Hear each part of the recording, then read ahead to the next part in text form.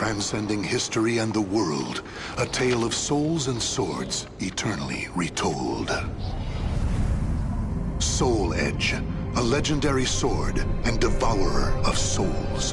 Buried in the darkest reaches of history, it was brought back to light in the 16th century. The notorious pirate Cervantes claimed the sword as his own, setting everything into motion. Soul Edge adapted itself to its new owner by splitting into two. Possessed by the evil weapons, Cervantes began a bloody reign of terror, slaying all those seeking the swords without prejudice. Cervantes was eventually undone. Under the protection of Hephaestus, the god of smithing, a female warrior named Sophitia was able to destroy one of the swords. Shards of the blade flew and lodged into her body, causing near mortal wounds. Seeing his chance, Cervantes raised his sword to deliver the final blow. Suddenly, there appeared a ninja known as Taki, who rescued the wounded warrior. Taki defeated Cervantes in a battle to the death before carrying the injured Sophitia away.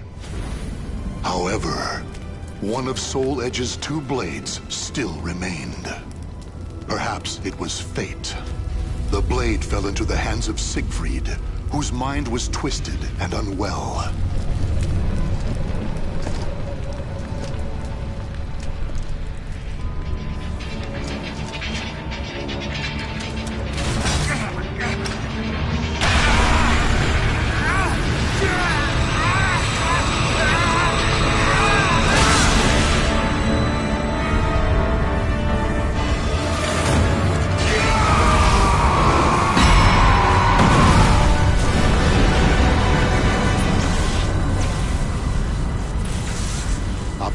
Light pierced the heavens, the product of rampant evil, the evil seed.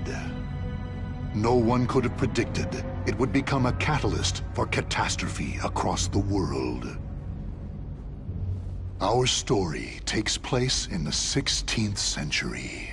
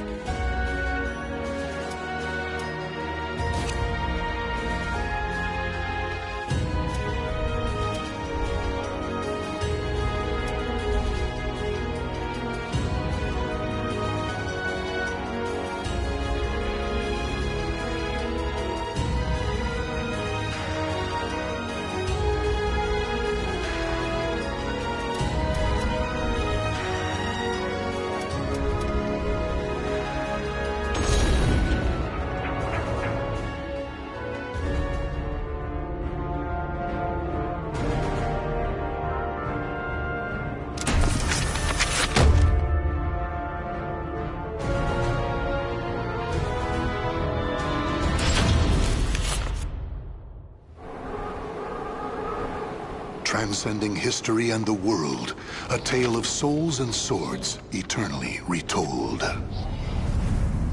Soul Edge, a legendary sword and devourer of souls. Buried in the darkest reaches of history, it was brought back to light.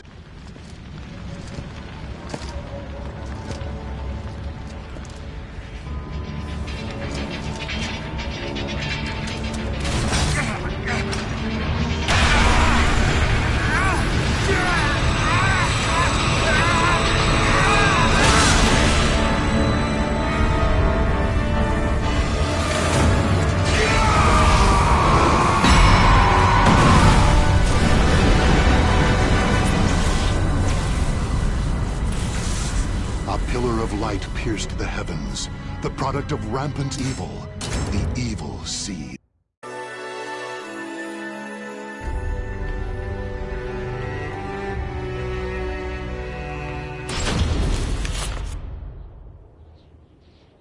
A tragedy befell this place.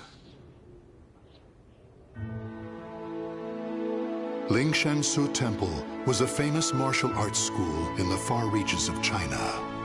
It was there Kilik learned to master the staff after he was abandoned as a child. Kilik ate and slept with the other students and began his training at a young age. Despite this, he established a family-like bond with just one other student, Shang Len, a young girl who was like an elder sister to him. Dedicated to the way of the sword, she looked after Kilik as if they were siblings. So close was their bond that when one felt happy or sad, the other would feel the same. Together they studied and grew as warriors.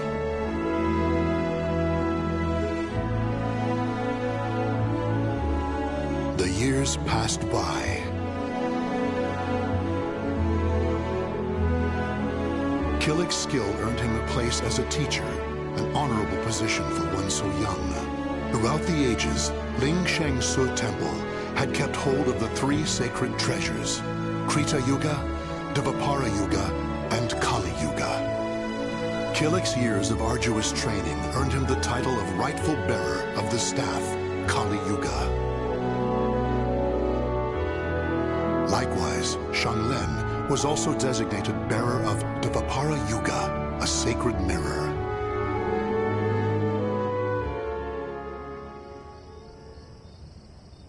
Our story begins on the night before the ritual for passing the treasures on to their new masters. Shang Len, can I ask you something? Sure. How come you were chosen to bear Dvapara Yuga? I thought you'd get Krita Yuga. After all, you've dedicated your life to the sword. Kilik, this is not easy for me to talk about, but I'm going to try. The Krita Yuga, it's no longer at Lingshan Su. The sword has been gone for more than a decade. All that's left is the Kali Yuga and the Dvapara Yuga. Really? Surprised? Well, there's more. The one who stole the Krita Yuga was none other than my father.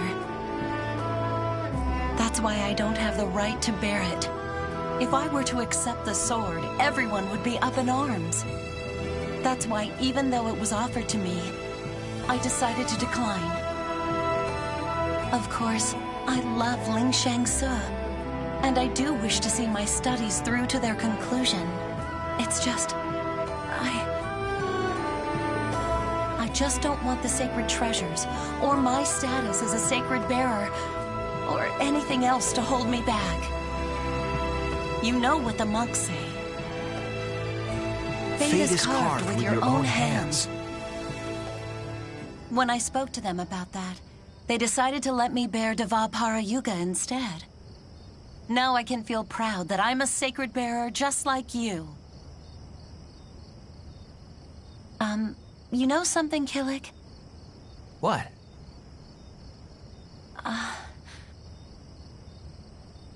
It's okay. Never mind. I'm really looking forward to tomorrow. Me too. And so it was, Kilik and Xianglen were set to attend the official ritual for becoming sacred bearers. But the night before the ritual, a terrible calamity plunged everything into chaos. Drawn by the Kali Yuga in Kilik's hand, the evil seed came to Ling Shen-Su Temple. The monks, driven insane by the evil force, began slaying each other, turning the temple into hell on earth.